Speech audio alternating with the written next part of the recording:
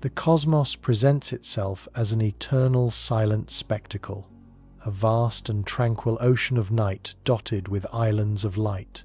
From our small terrestrial vantage point, we gaze upward. We see a universe defined by a single majestic motion expansion. Galaxies, great pinwheels of suns and dust, flee from one another. They are carried apart on the swelling currents of spacetime itself. This cosmic exodus has been the defining feature of our universe. It has been proceeding for nearly 14 billion years, an outward breath that began in a moment of unimaginable fire. The engine driving this relentless acceleration is a mystery, a pervasive unseen influence we have named dark energy. It is a phantom that constitutes the vast majority of the cosmos, a repulsive force inherent to the vacuum of space pushing everything apart. It seems as persistent as time, as fundamental as gravity.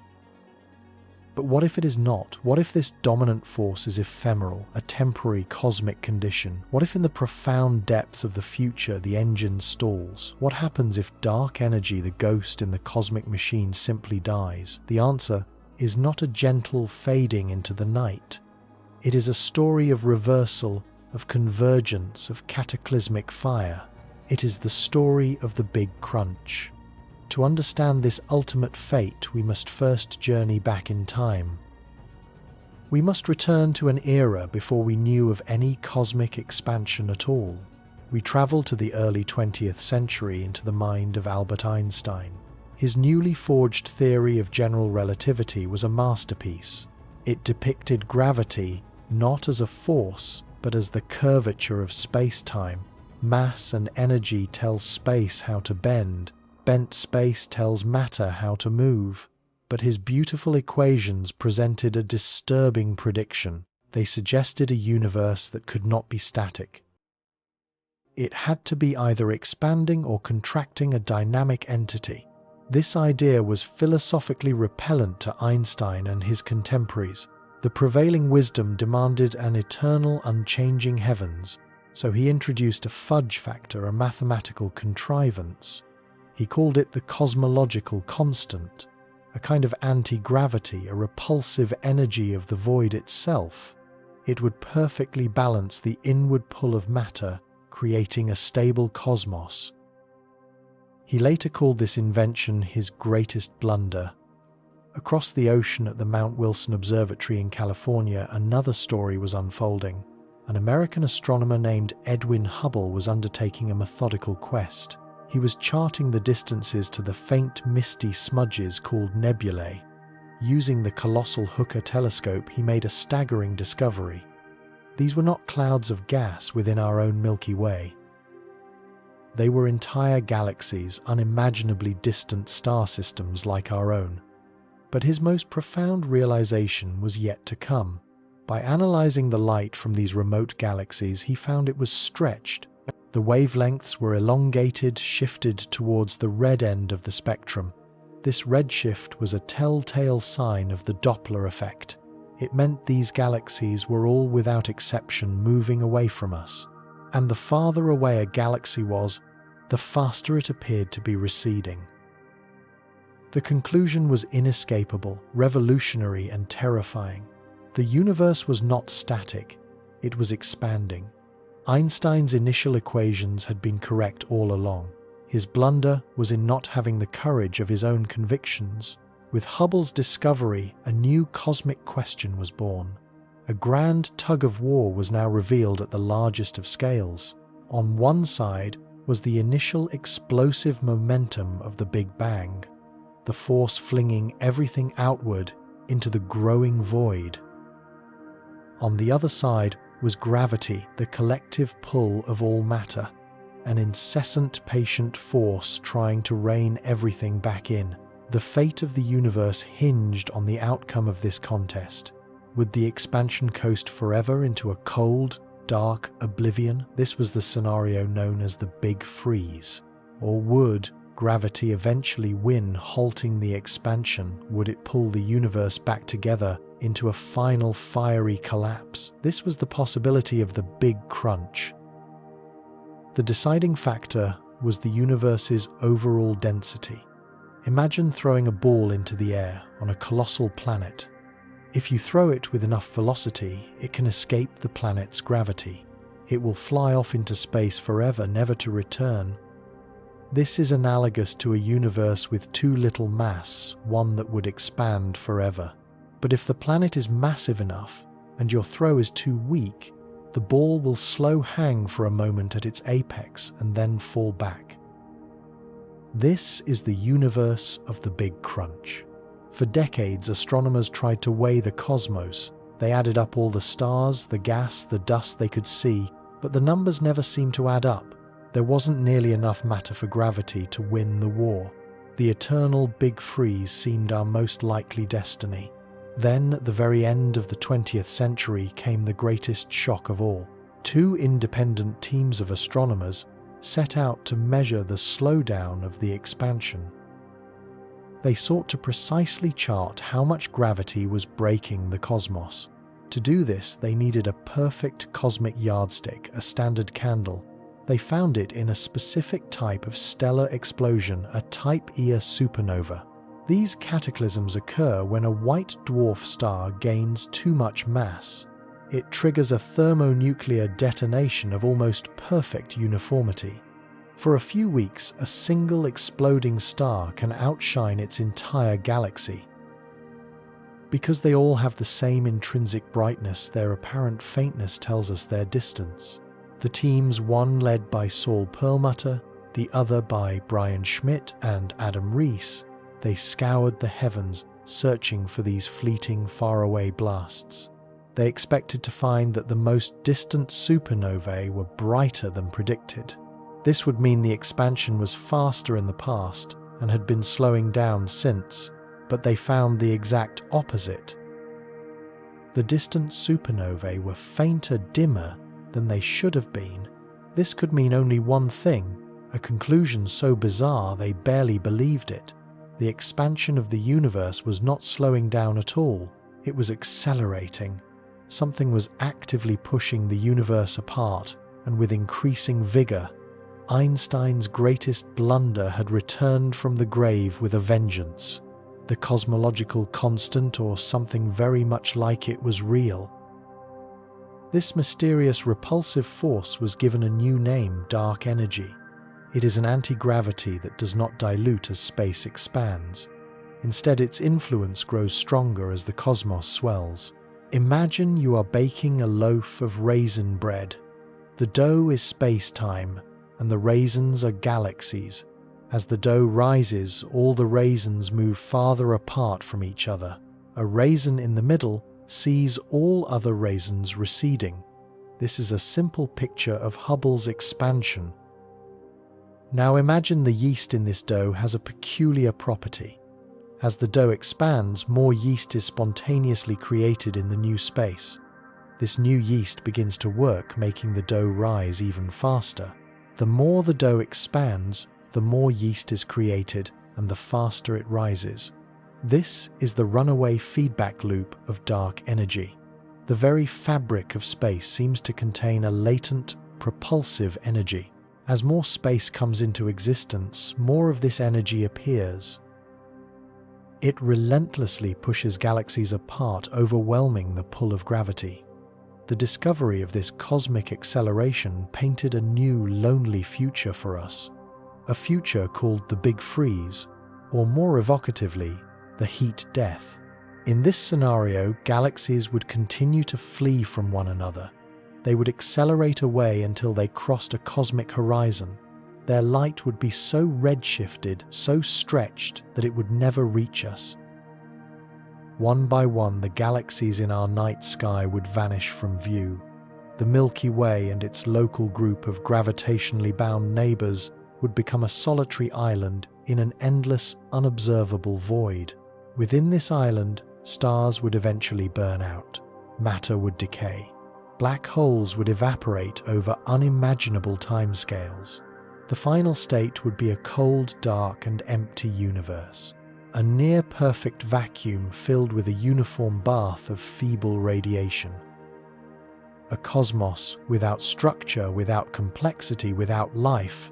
But this desolate fate depends entirely on the nature of dark energy.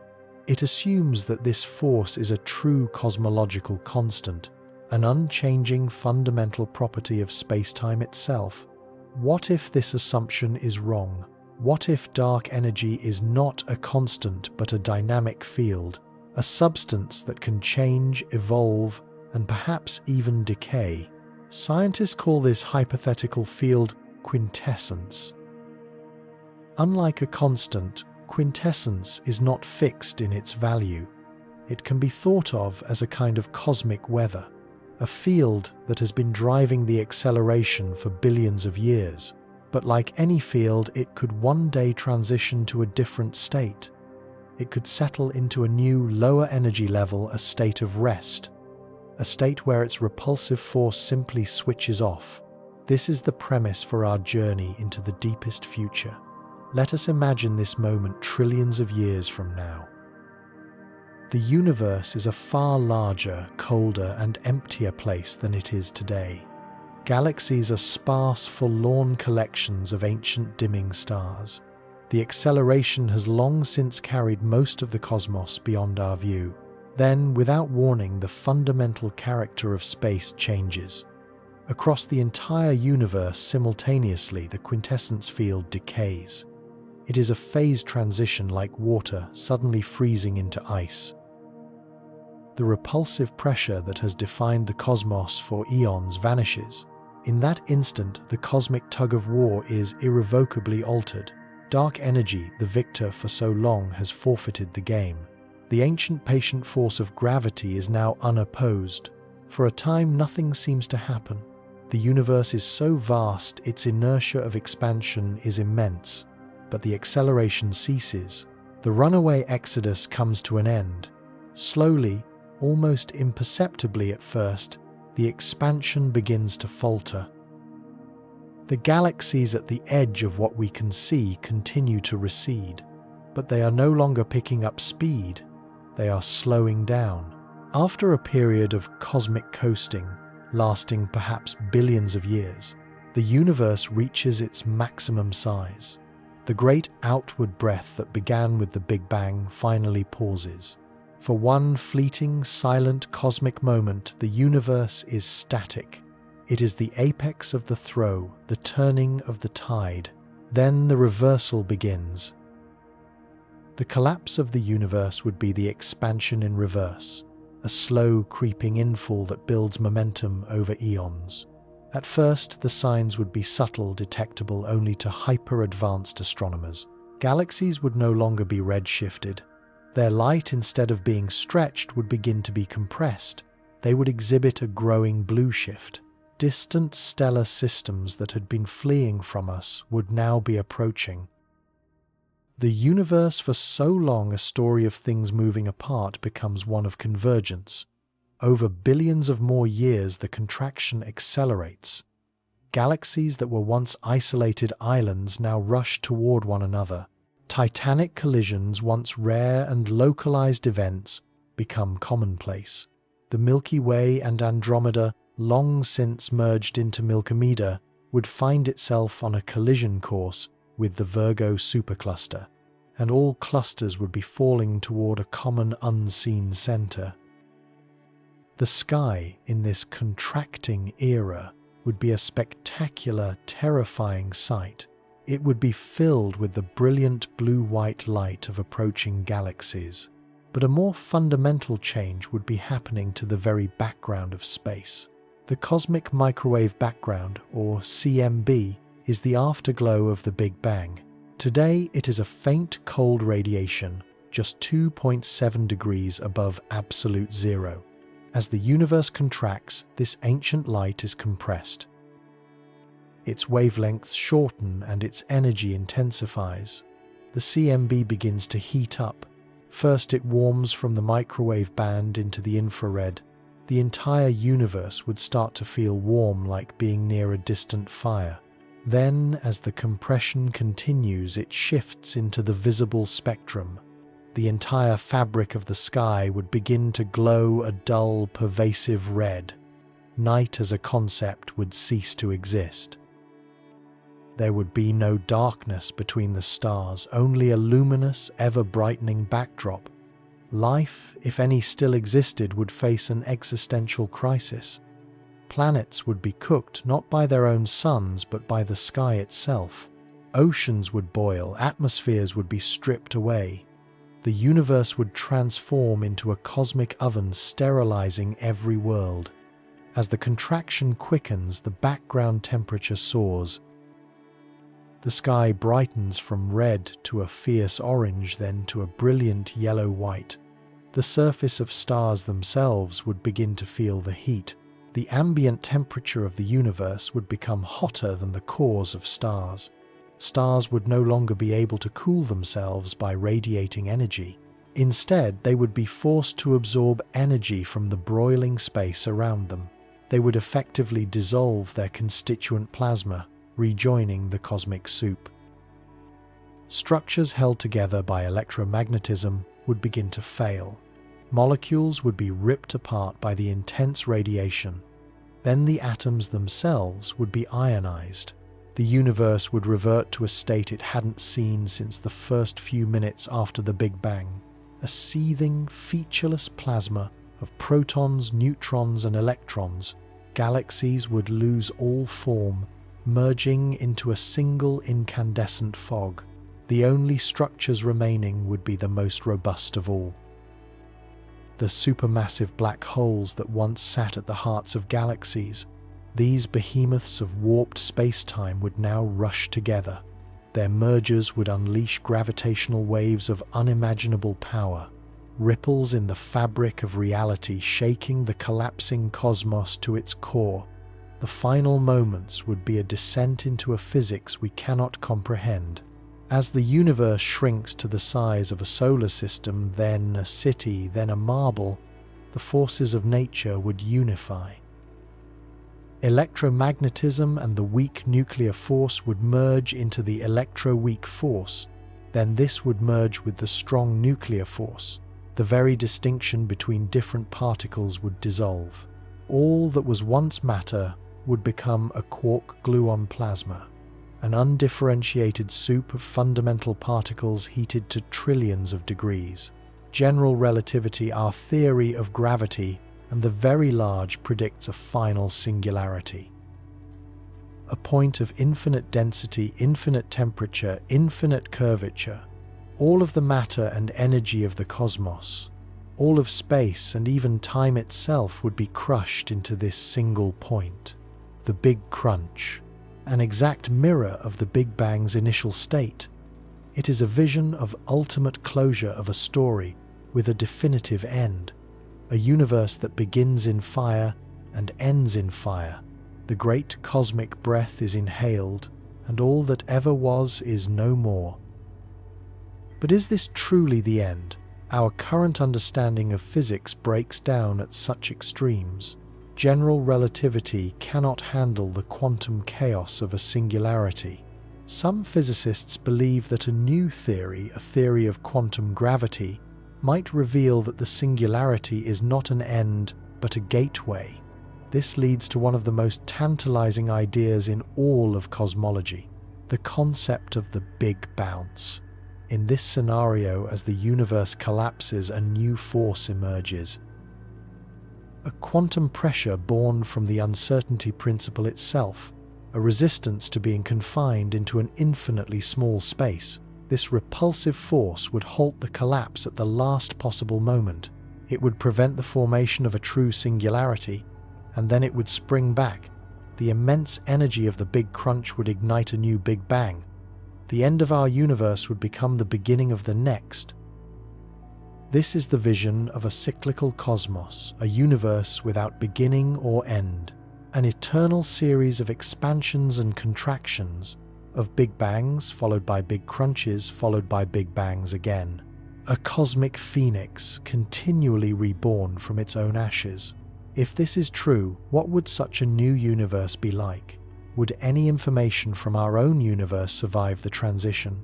Most theories suggest the bounce would be a violent cleansing event. It would erase almost all structure and memory of the previous cycle. The fundamental constants of nature might even be reshuffled in the process. The new universe could have a different speed of light, a different strength of gravity. It could be a place completely inhospitable to the kind of life we understand. Or perhaps through some unknown cosmic selection principle, universes that are capable of creating life are more likely to be born. We are left with questions that resonate with philosophy as much as with physics. Did our universe emerge from the collapse of a prior one? Are there faint echoes of a pre-Big Bang era hidden in our sky? Is all of our cosmic history merely a single chapter in an infinite book? Today we live in a privileged era. The evidence points toward an accelerating expansion, a big freeze. Dark energy appears to be constant, its grip on the cosmos unyielding. The death of dark energy and the subsequent Big Crunch remains a speculation, a ghost story told by cosmologists around a theoretical campfire. Yet it reminds us of a profound truth. Our understanding of the universe is a work in progress. We have only just begun to map the vast dark ocean of the unknown. The nature of dark energy is perhaps the greatest mystery of all, and until we solve it, the ultimate fate of everything remains unwritten. We stand on our small world looking out at the expanding heavens. We see a universe of exquisite beauty, of staggering scale, of deep mystery, and we wonder, will the outward breath continue forever into a silent, cold emptiness? Or is the cosmos holding its breath, waiting for the moment when the tide will turn and the long journey home begins? The final answer awaits us somewhere in the flies darkness between the stars.